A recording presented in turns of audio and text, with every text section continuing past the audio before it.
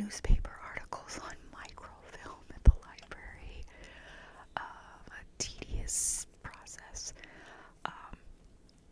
Or you had to buy magazines or go look at magazines at the library, or wait till, if I wanted to know more about Hillary Clinton, I had to do all that, or wait till, I'd see that she's going to be on The Tonight Show or some show. So, or like 60 Minutes or some interview show. So, I saw one day in the TV guide, how retro is that? that she was going to be on Live with Regis and Kathy Lee, which was a morning show, and Kelly Ripa now hosts it. But I saw she was going to be on this show, and I really wanted to see it, but I was going to be in school that day, so I had to tape it on a VCR for 9 a.m. and watch it later. There was no YouTube. You couldn't go back later and watch clips from it. So, sorry.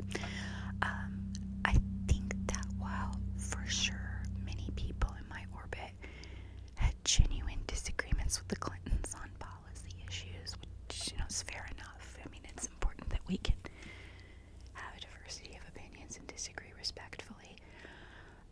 But I also think there was some sexism going on for sure.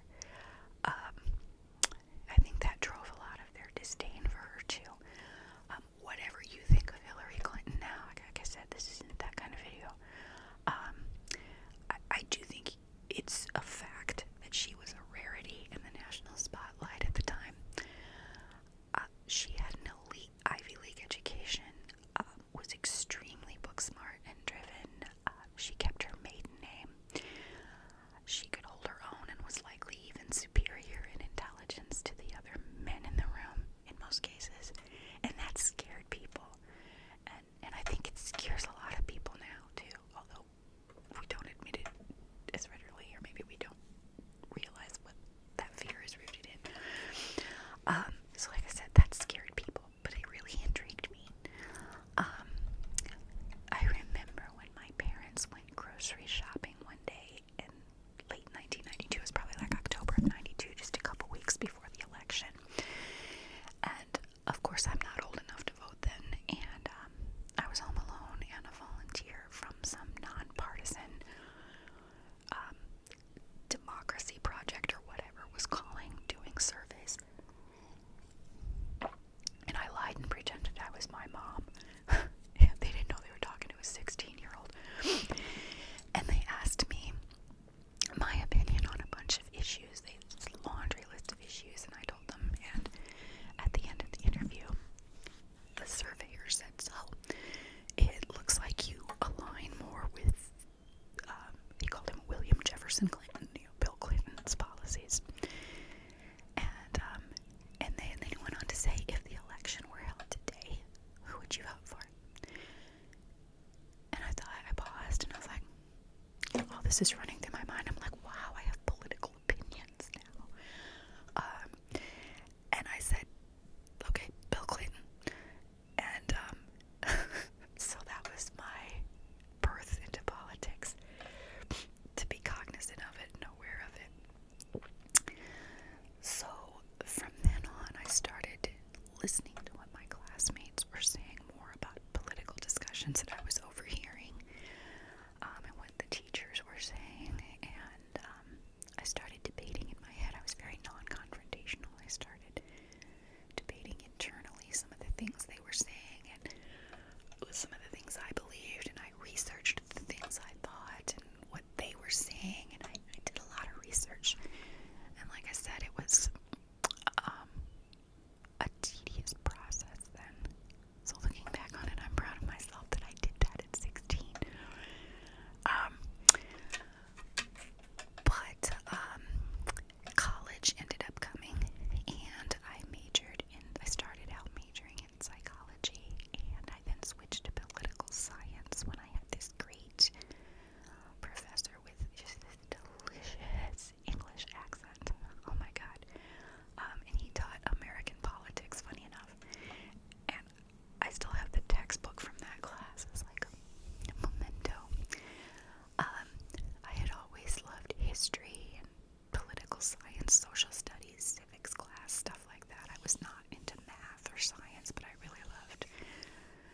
said history, sociology, the social sciences. And I was just so taken by political science that I decided I really wanted to make the major work for me, so I majored in it with a minor in psychology and women's studies and international studies. A lot of minors. Professional student for a while there. So, come 1997, I got accepted into this program to study French abroad for a semester and in Paris. And I was looking online back then. At this point, we have the internet now. And I was looking online, and I was looking at stuff relevant to study abroad. When I was sitting in the computer lab, we didn't have internet in our dorm rooms then. So now I think it's more common if you have some random thought, you're just like, oh, let me Google that. But then it was a little newer. If you had some weird random thought, you really, like I said, you had to go dig around and research it. But I happen to have this weird random thought of, I wonder if the White House is hiring. How do you get a job at the White House? So I'm sitting in the computer lab on campus, and I went on the White House website and saw that you could intern at the White House. And oh, I'm sorry. So I saw that you could apply for a White House fellowship, which was more for graduate students and people who are already established professionals. Or if you were an undergrad, you could apply for the internship. Like I said, why I thought this, I don't know. But I looked it up and found some information, and I printed out a bunch of stuff. Again, we didn't have internet in the dorms, so I couldn't look this up later in my room. I had to print out a bunch of stuff and read it thoroughly in my room. And I printed out among the stuff the application, and it was a series of essay questions that you had to answer in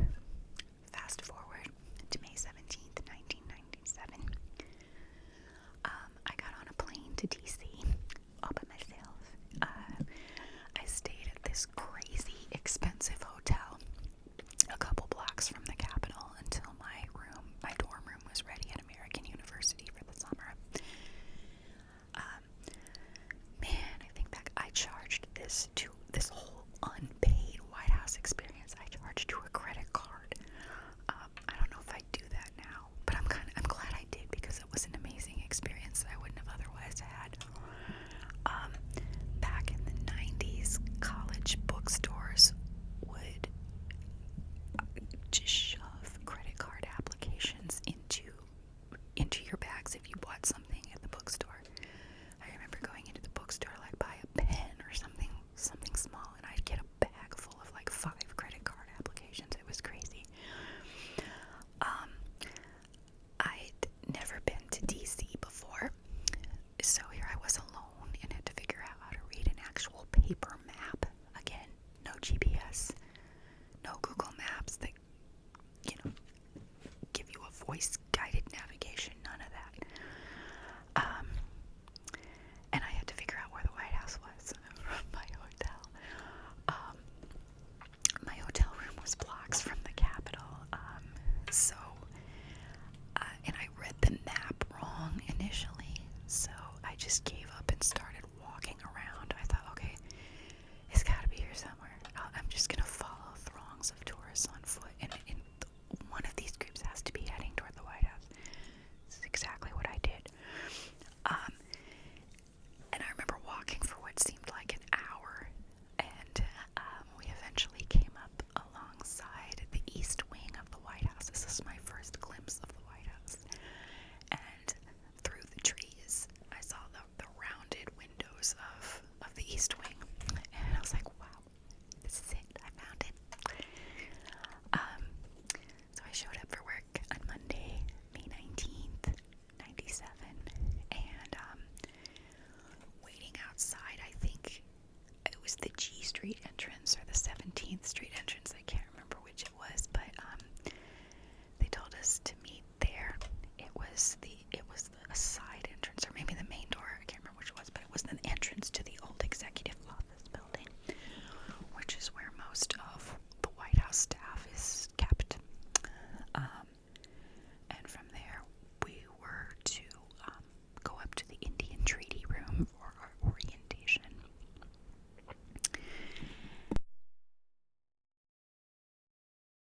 It turned out that I was among a group who wasn't assigned an actual office at that time. And I thought, oh no, what's this mean? Is that good or bad? It turned out to be a good thing. When you apply, I don't know how it is now, but back then, when you applied, you were asked what are your top 4 office choices for placement, for potential placement. And my first choice was the office of First Lady. Also on the list, I think, was the office of the Vice President. Al Gore was running for president. Was going to be running for president around that time. It was just a given. So it was, even though it wasn't formally announced, it was known to be an office if you wanted to see a presidential campaign in action. That was the place to do it. Also, legislative affairs was another choice, and women's initiatives and outreach, and I think maybe Office of AIDS policy was one of my choices too. I can't remember exactly. Anyway, I ended up a little bit disappointed in that I didn't get any of those choices. I was disappointed for a minute. Turns out good. I was placed in the Office of Political Affairs, and I had no idea what this was.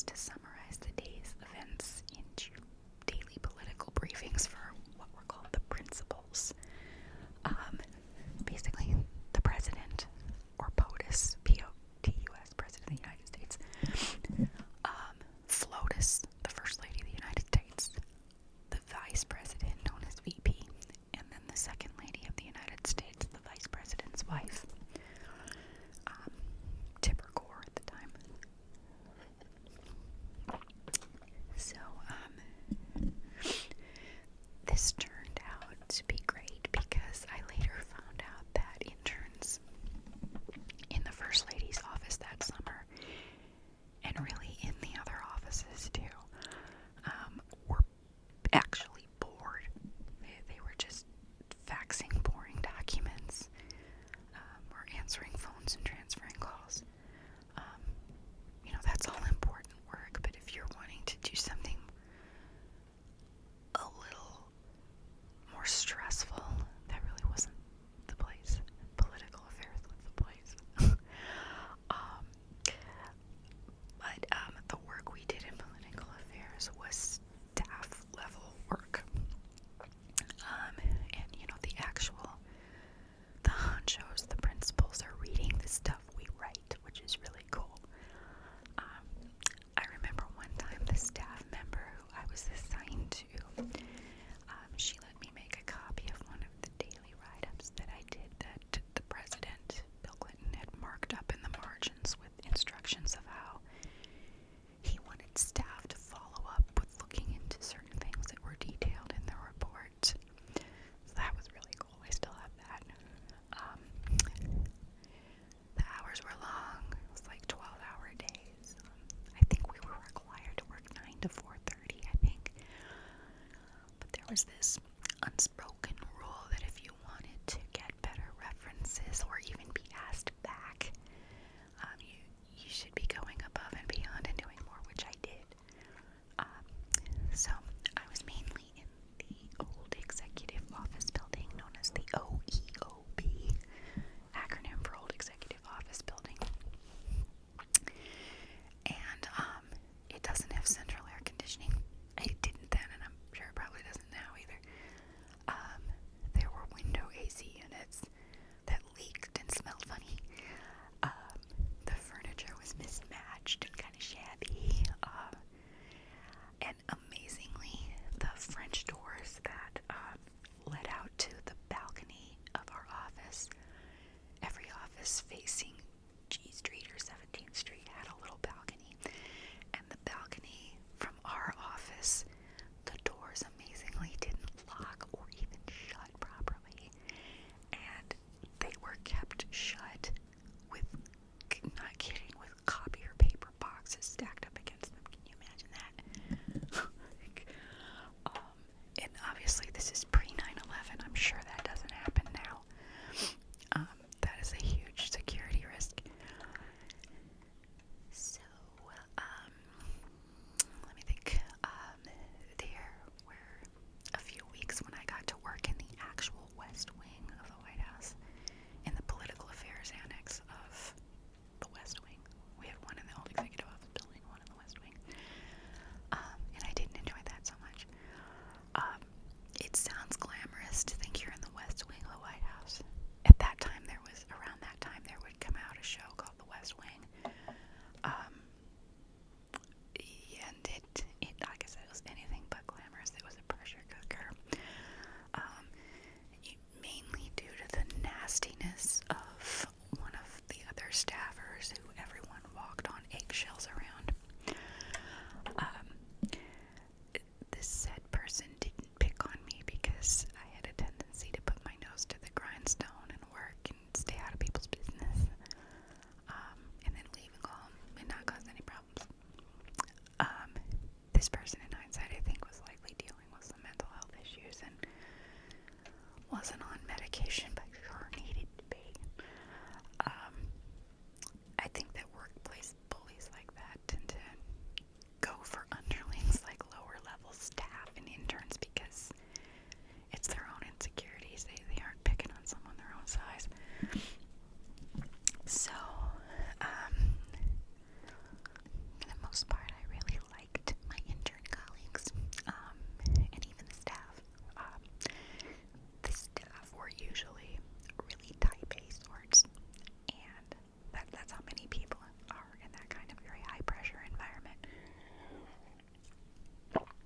Most people talk a really ambitious talk there, and so many interns said that they wanted to run for Congress, be this groundbreaking Speaker of the House, or be a cabinet member someday, or even run for president and be president. They were, not to ridicule anybody's dreams because you need to dream big, but it's a place of a lot of ambition. And then there was me. I wanted to get a PhD in political science and be a professor trajectory of a lot of other people there. That's kind of like boring, musty work in a library compared to someone who wants to run for president. I wanted my specialty. If I were to go to grad school for political science, I wanted my specialty to be like American politics with an emphasis on the presidency and Congress and how they work together, and also women's policy issues. I ended up going into social services, which is another story for another day, but for the most part, most of the interns I encountered wanted to work in actual government or run for office someday. So, of course, in 1998, it came out that Clinton had an affair with a White House intern, Monica Lewinsky. She was an intern in legislative affairs, and then in the correspondence office, and I knew of her from brief interactions in correspondence. I think it was around 97. She had been there for about a year or two because she ended up becoming staff. But I had very brief encounters with her in political correspondence. The correspondence office was where the auto pen was kept. The auto pen is like it sounds. It's what they sign the president's correspondence with. It's an actual pen in then it was an actual pen in a machine that you controlled by a foot pedal, and it would sign the president's name and his signature, and it looked like it was, an actual pen did it, so it looked real. And I remember after the Monica Lewinsky scandal broke, there were people, of course, making fun of the president for being, he was made fun of for being a pervert, or lying under oath, and being an adulterer and all that. And some staff and some interns thought it was funny to autograph Playboy magazines or soft porn pictures with the auto pen. Could have gotten fired for that.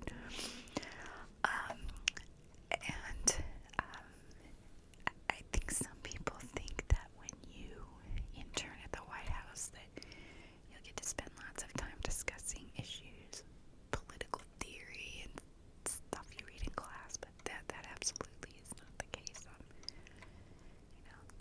Staff is too busy with the immediacy of their jobs, and they don't want to, the day-to-day drudgery. They aren't interested in your college kid theoretical BS.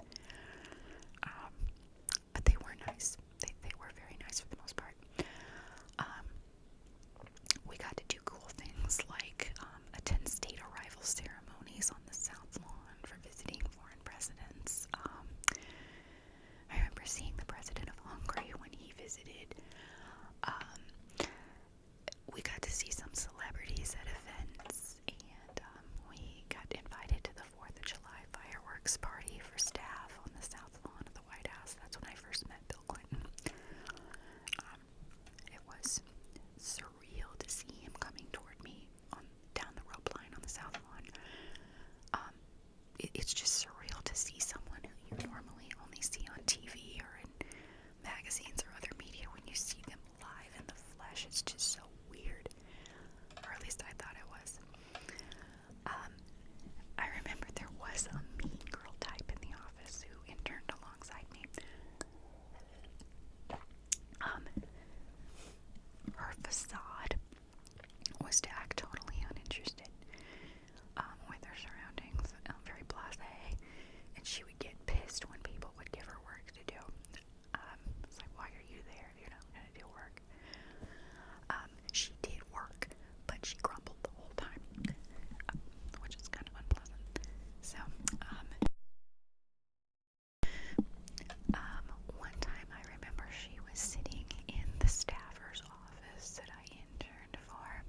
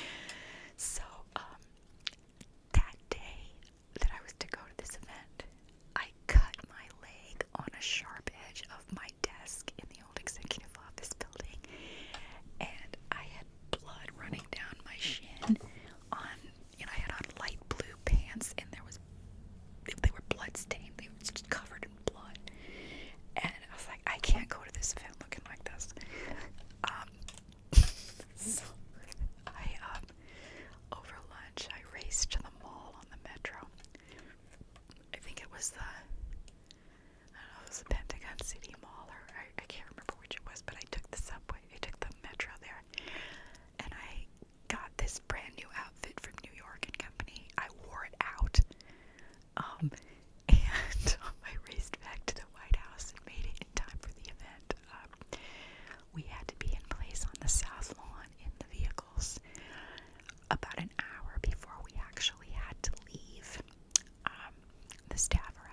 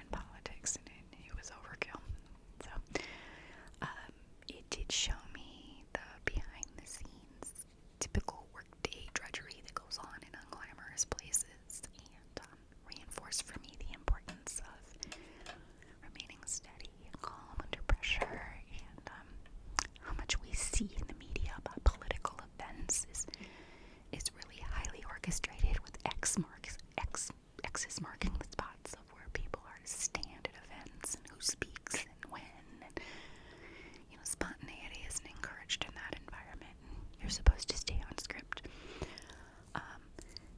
Another big lesson I learned is that I'm no longer impressed by celebrity or status. It just doesn't impress me, really. It's so interesting to me that I was so uber up on the news, even a junkie at that time with news. But now I've gotten so disillusioned by our political discourse since 2016 that, I'll be honest, I barely read the news now, and I think what you want of that. But don't get me wrong, I'm not, it's not that I don't keep up on issues. I work in social services, so it's important that I'm up on issues, but it's more policy than politics. I'm more up on specific issues as they